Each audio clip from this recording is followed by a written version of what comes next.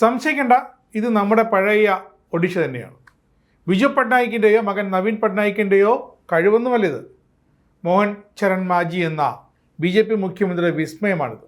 ഒപ്പം നമ്മുടെ രാഷ്ട്രപതി ദ്രൗപദി മുർമുവിൻ്റെ പരലാളനയേറ്റ സംസ്ഥാനം കൂടിയാകുമ്പോൾ ഒഡീഷയുടെ ശോഭ വീണ്ടും ഉയരുകയാണ്.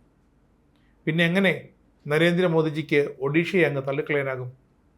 G7 ഉച്ചകോടിക്ക് ശേഷം അമേരിക്ക സന്ദർശിക്കാൻ ട്രംപിൻ്റെ പ്രത്യേക ക്ഷണമുണ്ടായിരുന്നു. എന്നാൽ ഭഗവാൻ ജഗന്നാഥിൻ്റെ പുണ്യഭൂമി സന്ദർശിക്കേണ്ടതിനാൽ ആ ക്ഷണം നിരസിച്ചു എന്നാണ് പ്രധാനമന്ത്രി നരേന്ദ്രമോദി തൻ്റെ ഒഡീഷയിലെ ജനങ്ങളോട് പറഞ്ഞത്. അങ്ങനെ പ്രധാനമന്ത്രി നേരെ എത്തിയത് ഒഡീഷയിലേക്ക്.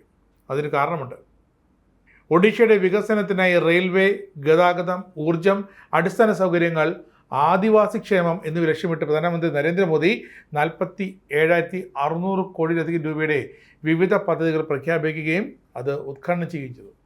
എന്നിട്ട് അദ്ദേഹം പറഞ്ഞത് 21ാം നൂറ്റാണ്ടിലെ ഇന്ത്യയുടെ വികസനം കിഴക്കൻ ഇന്ത്യയിൽ നിന്ന് കരുത്താർജിക്കുമെന്നാണ്. ഒരു സംശയം വേണ്ട, ആ വാക്ക് പൊന്നായിരിക്കും. ഒഡീഷയിലെ റോഡ്, റെയിൽ, വ്യോമ ഗതാഗത സൗകര്യങ്ങൾ വർദ്ധിപ്പിക്കാനായി കേന്ദ്രം ആയിരക്കണക്കിന് കോടി രൂപ ഇതേവരെ നിക്ഷേപിക്കുന്നതാണ് പ്രധാനമന്ത്രി അടുത്ത് പറഞ്ഞത്. ഒഡീഷ സംസ്ഥാനത്തെ ഒരു പ്രധാന വ്യാവസായിക സംസ്ഥാനമാക്കി മാറ്റാൻ തന്നെയാണ് കേന്ദ്രം ലക്ഷ്യമിടുന്നത്. ഇതിനുള്ള വികസന പദ്ധതികളാണ് ഈ 47,600 കോടിയിൽ പ്രഖ്യാപിച്ചിരിക്കുന്നത്. ഒഡീഷയുടെ പെട്രോളിയം, പെട്രോകെമിക്കൽ ഘടനകളിൽ ഏകദേശം 1.5 ലക്ഷം കോടി രൂപ നിക്ഷേപിച്ചിട്ടുണ്ട് ഇതുവരെ. ബൗദ്ധ് ജില്ലയെ ദേശീയ റെയിൽവേ ശൃംഖലയെ ബന്ധിപ്പിക്കുന്ന പുതിയ ട്രെയിൻ സർവീസുകളും പ്രധാനമന്ത്രി ഫ്ലാഗ് ഓഫ് ചെയ്തു. Bharat coal gasification and chemicals limited ഝാർസുഗുഡയിലെ ലഖൻപൂരിൽ 25,016 കോടി രൂപ ചെലവ് ആരംഭിക്കുന്ന ഇന്ത്യയിലെ ആദ്യത്തെ വാണിജ്യ കൽക്കരി ടു കെമിക്കൽ പ്ലാന്റിനും പ്രധാനമന്ത്രി പച്ചക്കൊടി കാട്ടി.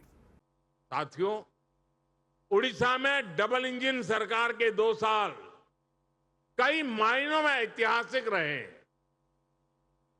मुख्यमंत्री मोहन चरण मांझी जी के नेतृत्व में आज उड़ीसा तेज गति से विकास के रास्ते पर आगे बढ़ रहा है।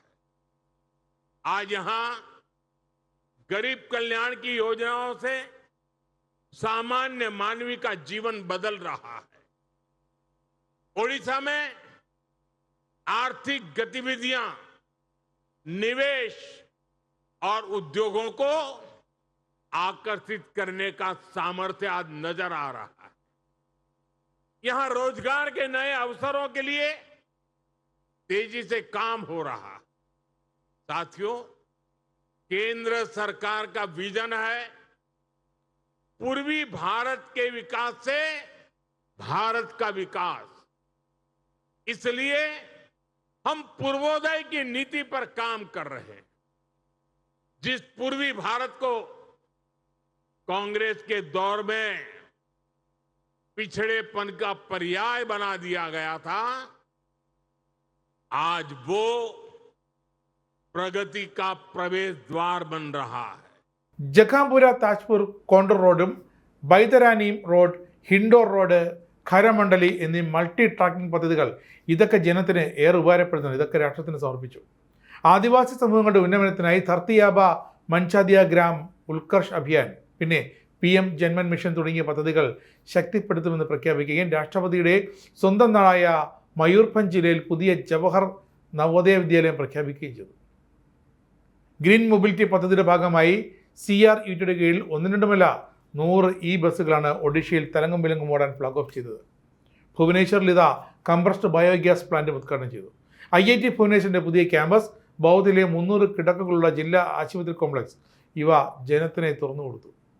മയൂർഭഞ്ച് ജില്ലയിലെ പഹാദ്പൂർ ഹെലിപ്പാഡിലെത്തിയ പ്രധാനമന്ത്രി നേരത്തെ ഒഡീഷ ഗവർണർ ഹരിബാബു കമ്പംപതിയും മുഖ്യമന്ത്രി മോഹൻ ചരൺ മാഞ്ചിയും ചേർന്നാണ് സ്വീകരിച്ചത്. തുടർന്ന് രാഷ്ട്രപതിയുടെ ഭർതൃഗൃഹമായ ആ ഗ്രാമം സന്ദർശിച്ചാണ് പ്രധാനമന്ത്രി മറ്റ് പരിപാടികളിലൊക്കെ പങ്കെടുത്തത്. ലക്ഷ്യം ഇതുതന്നെയാണ്. രാജ്യത്തിൻ്റെ വടക്ക് കിഴക്കൻ സംസ്ഥാനങ്ങളിലൂടെയാകും ഇനി ഭാരതം കരുത്താർജിക്കുക.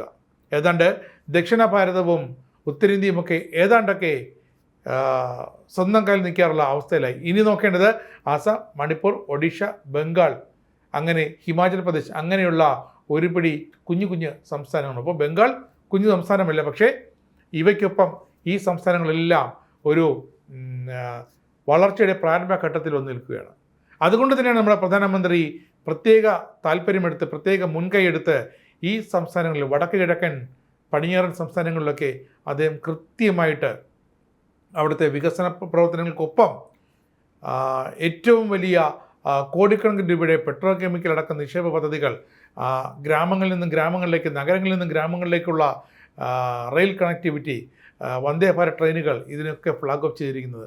ഈ ഒരു ലക്ഷ്യം മുൻവച്ചുകൊണ്ട് ഏതായാലും 2047 ആകുമ്പോൾ രാജ്യം നമ്മുടെ ഭാരതം ലോകത്തെ തന്നെ സാമ്പത്തിക ശക്തികളിൽ ഒന്നായി മാറുകയും വികസന പന്ഥാവിലേക്ക് രാജ്യം കുതിക്കുകയും ചെയ്യുമെന്ന വ്യക്തമായൊരു വിഷൻ 2047 അത് കേന്ദ്രത്തിലുണ്ട്. പ്രധാനമന്ത്രി നരേന്ദ്രമോദിയുടെ മനസ്സിലുണ്ട്. അതൊക്കെ ഘട്ടം ഘട്ടമായി നടപ്പാക്കിക്കൊണ്ടിരിക്കുകയാണ്. അതിൻ്റെ ഭാഗമായിട്ടാണ് ഒഡീഷയ്ക്ക് ഇത്ര കണ്ട് പുരി ജഗന്നാഥൻ്റെ ആ പുണ്യഭൂമിക്ക് ഇത്ര കണ്ട് സമ്മാനങ്ങൾ കൈനിറയെ പദ്ധതികൾ കൈനിറയെ സംവിധാനങ്ങൾ സൗകര്യങ്ങളൊക്കെ പ്രധാനമന്ത്രി നരേന്ദ്രമോദിയുടെ പ്രത്യേക മേൽനോട്ടത്തിൽ ഇതാ വാരിക്കോരി കൊരിച്ചൊരിഞ്ഞുകൊണ്ടിരിക്കുന്നത്.